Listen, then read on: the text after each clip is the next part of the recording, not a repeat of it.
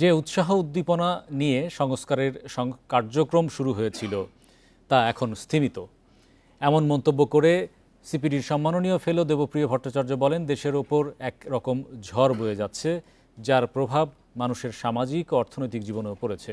সংস্কার কার্যক্রম মনিটরিং করতে সোমবার বাংলাদেশ রিফর্ম ওয়াচের আত্মপ্রকাশ অনুষ্ঠানে অর্থনীতিবিদ রেহমান সোবহান বলেন, ৫৪ বছরেও দেশে সংস্কারের গ্রহণযোগ্য পদ্ধতি তৈরি হয়নি।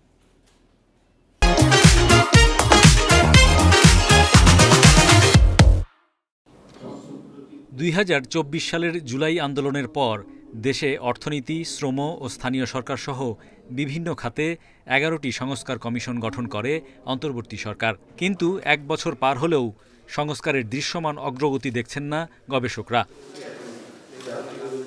জনগণের চাহিদা ও তার ভিত্তিতে জরুরি ১৫ খাতের সংস্কারের অগ্রগতি পর্যালোচনা এবং রাজনৈতিক সরকারকে জবাবদিহির জন্য বাংলাদেশ রিফর্ম ওয়াচ চালু করেছে এসডিজি বাস্তবায়নে নাগরিক প্ল্যাটফর্ম। আমরা মনে করতে যে শুধুমাত্র একটি পার্লামেন্টারি নির্বাচন মনে হয় গণতান্ত্রিক একটা ব্যবস্থা তৈরি করবে, কিন্তু বাংলাদেশে অটোক্রেসি এখন একদম নিচে নেমে কলেজ কমিটি, ট্রেড ইউনিয়ন, ব্যবসায়ী সংগঠন, পেশাজীবী সংগঠন সব জায়গায় কিন্তু একটা অটোক্রেটিক কালচার যুক্ত হয়েছে। ওগুলোকে যদি ডেমোক্রেটিক না করতে পারেন, এই ওয়াজ কিন্তু নিচের দিকে নামবে না। যে সমস্ত কমিটি হলো, যে সমস্ত কমিশন হলো, তার ভিতরে প্রান্তিক জনগোষ্ঠী, সংখ্যালঘু জনগণ এবং বিভিন্ন অসুবিধাগ্রস্ত মানুষের প্রতিনিধিত্ব যথোপযুক্তভাবে ছিল না। এর ভিতরে আমরা যেটা দেখতে পেলাম যে সমস্ত সংস্কারের প্রস্তাব সরকারের তৈরি বিভিন্ন কমিটি এবং কমিশন থেকে এলো, সেগুলো কোথায় যেন মাঝে যেন আর আগাতে পারল না।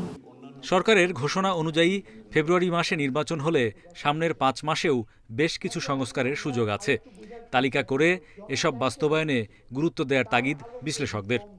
সার্বিকভাবে একটা স্বস্তির সামাজিক পরিবেশ যেন তৈরি হয়, বিভিন্ন গোষ্ঠী যেন সেখানে তাদের মতো করে বিচরণের জায়গাগুলো পায়। অলিগার্ক নির্ভর যে একটা অর্থনৈতিক মডেল ১৫ বছরে খুব ডানা বেঁধেছিল, সেটা থেকে উত্তরণ দরকার ছিল। মতবিনিময়ে স্থানীয় সরকার বিশেষজ্ঞ তোফায়েল আহমেদ বলেন, সংস্কার কমিশনের কার্যকারিতা দেশের ইতিহাসে বিরল। রাজনৈতিক দল এবং নাগরিক সমাজের অংশগ্রহণে সংস্কার এগিয়ে নেয়ার তাগিদ দেন আলোচকরা। এই কাজটা একটা অ্যাঙ্কর হতে পারে। Hari Saha, independent news, Dhaka.